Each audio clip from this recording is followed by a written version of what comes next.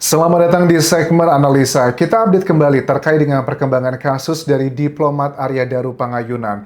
Ini kasus sudah kurang lebih adalah 4 bulan karena terjadinya pada 8 Juli 2025. Dan ini kasus yang memang sangat pelik teman-teman. Walaupun ada banyak kejanggalan, tetapi dari penyidik tim Polda Metro Jaya sepertinya masih belum berani percaya diri gitu ya untuk menaikkan status ini untuk adanya unsur pidana atau bahkan penetapan tersangka. Nah, kita akan coba bahas dulu adalah statement yang kesannya kayak ada peperangan dingin gitu ya antara kuasa hukum keluarga Arya Daru Pangayunan dengan tim dari Polda Metro Jaya. Kenapa aku berasumsi seperti ini? Ada keterangan yang disampaikan dari Kabid Humas Polda Metro Jaya, Kombes Pol Budi Hermanto, yang dalam keterangan terbaru ini mengatakan berkali-kali adalah akan komunikasi secara langsung dengan keluarga inti. Sekali lagi, keluarga inti.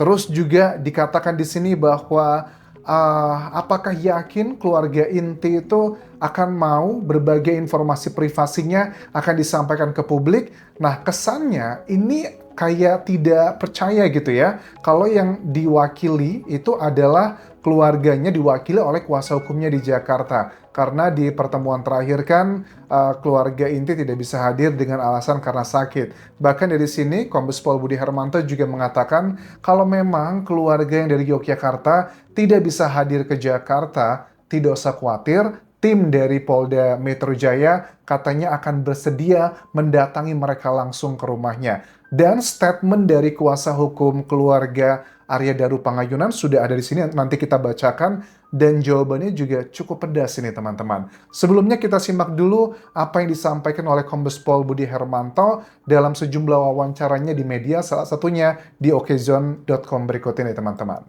Apakah keluarga inti sudah siap menerima apa yang temuan dari penyidik ini kan harus disampaikan. Ada informasi-informasi yang harus kita jaga, apalagi yang bersangkutan sudah meninggal dunia. Ini ada privasi yang harus kita jaga. Apakah kita akan menjadi orang yang selalu mengungkap aibnya orang lain? Ini harus kita jaga bersama. Nah, privacy. Terus juga apakah kita harus mengungkap aib orang lain yang sudah berpulang? Ya, kita nggak munafik ya. Memang itu adalah bagian yang menarik untuk dibahas. Tetapi kan bagian tersebut juga menjadi common ya dalam kasus-kasus yang berhubungan dengan dugaannya adalah yang dihabisi begitu. Karena kan pada umumnya orang-orang yang menjadi korban seperti itu pada umumnya adalah masalah karena sakit hati. Dan apakah masuk akal dengan isu privasi yang dikatakan penyidik lewat kuasa hukumnya bahwa ada temuan 24 kali check-in mendiang atau almarhum Arya Daru dengan sosok perempuan yang rekan kerjanya sendiri, inisial V tersebut. Apakah itu nggak cukup menjadi petunjuk? Apakah itu hanya sekedar aib doang, tidak ada hubungannya dengan kasus ini? Jadi kami akan berkoordinasi dengan keluarga inti. Apakah ini akan kami sampaikan? Bagaimana tanggapan keluarga inti? Kami tekankan sekali lagi, keluarga inti. Oke. Artinya istri dan orang tua. Apakah sudah Keluarga inti beberapa kali diulang, artinya adalah penekanan, artinya adalah istri dan juga orang tua dari mendiang almarhum Arya Daru. Jadi maksudnya bukan untuk kuasa hukum, dan kuasa hukumnya kayaknya juga mulai mereka pasti ngerasa gitu, oh ini ada pesan yang pengen disampaikan. Yang kesannya kayak nggak welcome. Ya, aku bisa memaklumi lah ya. Kalau dari penyidikan sudah memaparkan data-data saintifik dan sebagainya. Tapi dari pihak kuasa hukumnya Arya Daru kan menginginkan data-data mentahnya seperti hasil otopsi, forensik, psikologi, dan data-data inafis lainnya itu juga diberikan ke mereka. Dan mereka akan mencari kayak pembanding untuk melakukan analisa dari tim analisnya masing-masing. Cuman itu adalah satu hal yang memang kayak dari sisi penyidiknya ngerasa, wah ini kayak kamu nggak percaya sama kita nih. Terus kalau kamu minta seperti itu, emangnya kamu siapa? Dalam tanda kutip adalah kamu bukan lembaga hukum gitu loh. Kita adalah yang berwenang. Cuman kalau sudah ngomong masalah ego seperti ini ya agak sulit. Kedua belah pihak punya alibinya kuat masing-masing. Nah, salah satu poin juga yang disampaikan dalam keterangannya Kabid Humas Polda Metro Jaya, ada perbedaan data teman-teman. Ada perbedaan data terkait dengan sidik jari. Menurut Kabid Humas Polda Metro Jaya bahwa ditemukan 3 sidik jari di lakban kuning, bukan 3 seperti keterangan kuasa hukum.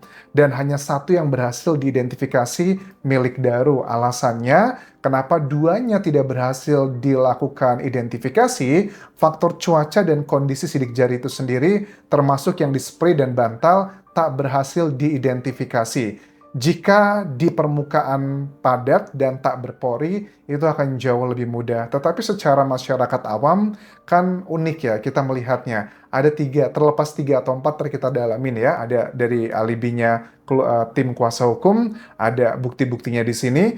Tetapi kan kalau ada 3 sidik jari, satunya berhasil diidentifikasi, tapi 2-nya tidak, padahal lokasinya sama-sama berada di lakban warna kuning tersebut, itu kan ngebuat kita heran gitu ya. Kenapa? Kok ini bisa dan yang lainnya nggak bisa? Kecuali, mohon maaf banget ya, dengan segala macam keterbatasanku ya teman-teman ya, seandainya sidik jari tersebut ditemukan di beberapa lokasi yang berbeda, misalnya ada 3 gitu ya. Satu itu yang punyanya Arya Daru ditemukan di lakban kuning, sementara 2-nya ditemukan misalnya di meja, itu kita baru ngerti, oh ternyata medianya berbeda. Tetapi kan kalau aku tangkap di sini, 3 sidik jari itu ditemukan di tempat yang sama adalah di lakban kuning. Adalah hal yang janggal secara common sense saja.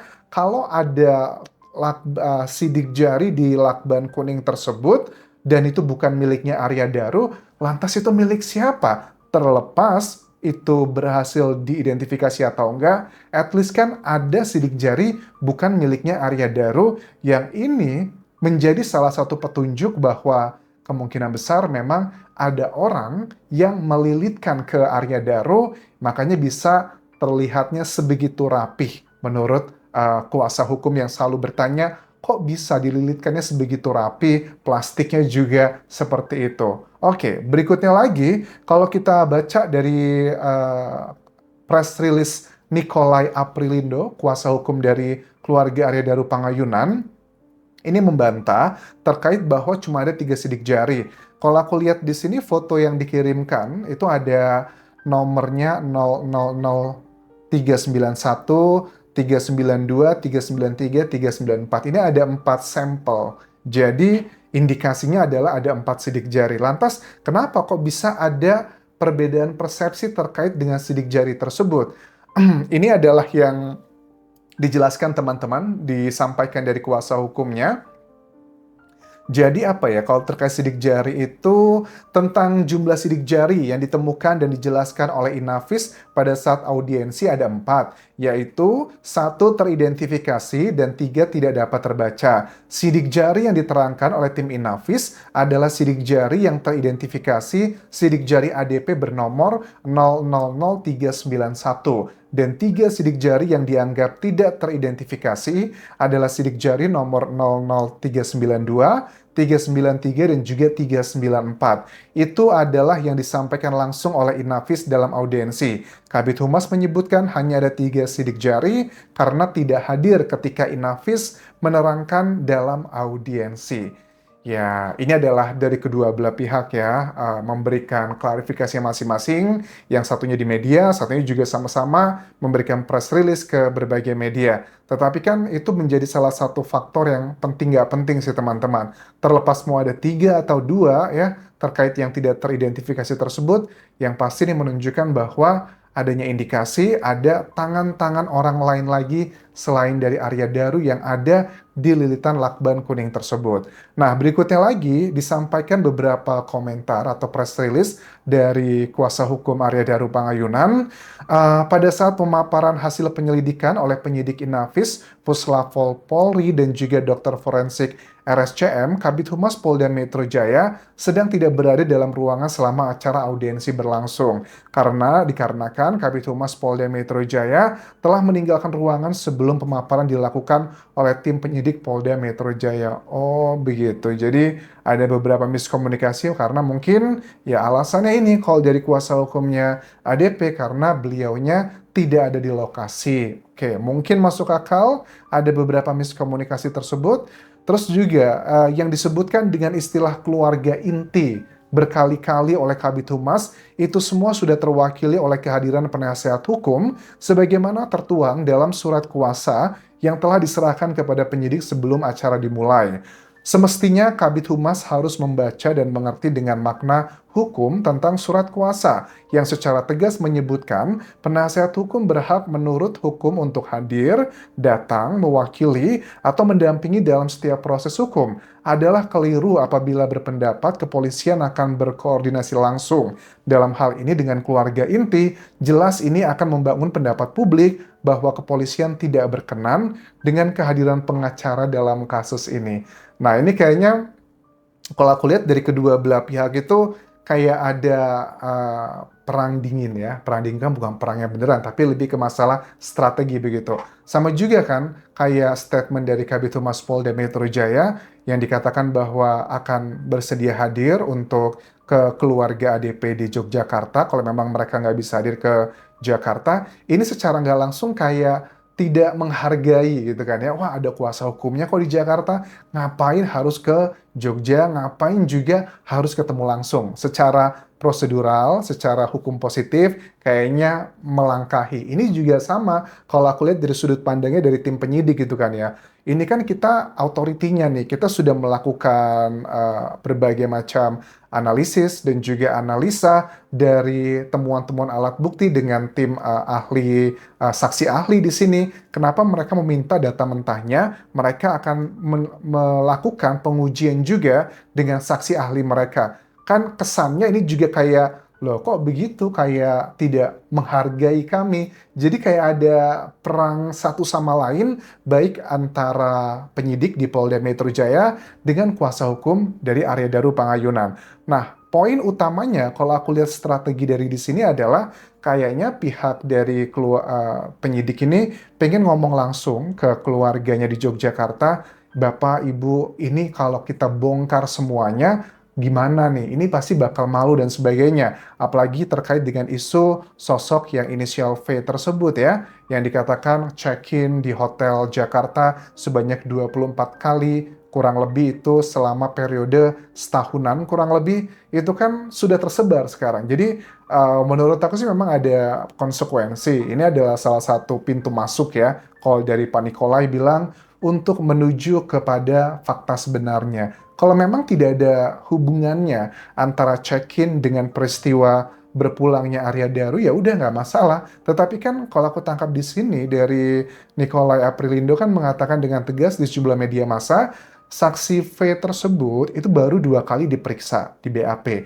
Dan pemeriksaan BAP tersebut saja tidak ada pendalaman terkait dengan check-in tersebut. Kan itu bisa menjadi pembuka ya untuk menuju ke masalah, misalnya kan kamu istri orang gitu kan ya, apa kalau suami kamu tahu kamu check-in dengan pria, apakah dia tidak cemburu, tidak marah, apakah ini tidak menjadi salah satu kecurigaan dari penyidik, wah jangan-jangan ini adalah salah satu alasannya, misalkan seperti itu. Tapi kalau ternyata itu tidak ada hubungannya, ya harus didalami dulu, nggak tiba-tiba percaya begitu aja. Aku sih sangat yakin dengan kuasa hukum menyampaikan data-data yang sensitif ini ke publik, aku rasa mereka juga sudah berkomunikasi dengan pihak keluarga, sudah mempertimbangkan, ya sudahlah walaupun sakit, tapi paling nggak keadilan untuk Arya Daru akan didapatkan. Bahkan Pak Nikolai Aprilindo pun mengatakan bahwa saya ambil resiko menyampaikan ini karena publik harus tahu, karena yang mulai awalnya dari penyidik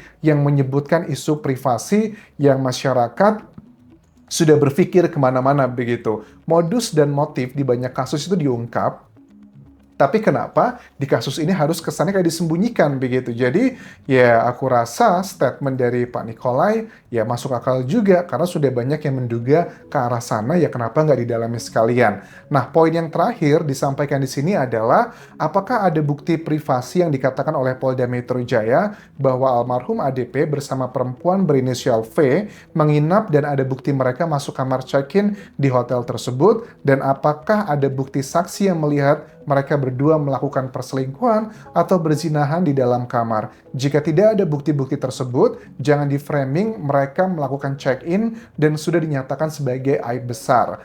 Hal ini mungkin saja Kabid Humas, Saudara Budi Hermanto baru menjabat sebagai Kabid Humas ketika kasus ini sudah ada. Oh ya, karena beberapa kali kita lihat kan Kabid Humasnya berganti ya sekarang sudahan ya. Demikian kata yang disampaikan dari tim penasihat hukum keluarga ADP. Ini adalah beberapa poin yang menurut aku ya mudah-mudahan perdebatan dalam tanda kutip argumentasi ini bisa positif ya untuk mengungkap kasus sebenarnya. Mudah-mudahan aku doakan tim penyidik di Polda Metro Jaya dengan kuasa hukum bisa bersinergi gitu untuk mengungkap kebenaran dari kasus ini. Kalau memang betulan Arya Daru berpulang karena keinginan sendiri, aku rasa dengan bukti yang kuat pasti masyarakat dan keluarga akan legowo. Tetapi kalau dipaksakan bahwa memang itu adalah keinginan sendiri, tetapi bukti-bukti dan juga petunjuknya nggak meyakinkan, aku rasa juga bukan cuma keluarga, masyarakat pun mempertanyakan kinerja dari penyidik di sini. Terima kasih sudah menonton, sampai ketemu lagi di video berikutnya. Tinggalkan like dan juga komen, subscribe channel YouTube ini, follow Instagram, Facebook pageku, dan juga akun TikTok di Anjasa Asmara. Sampai jumpa.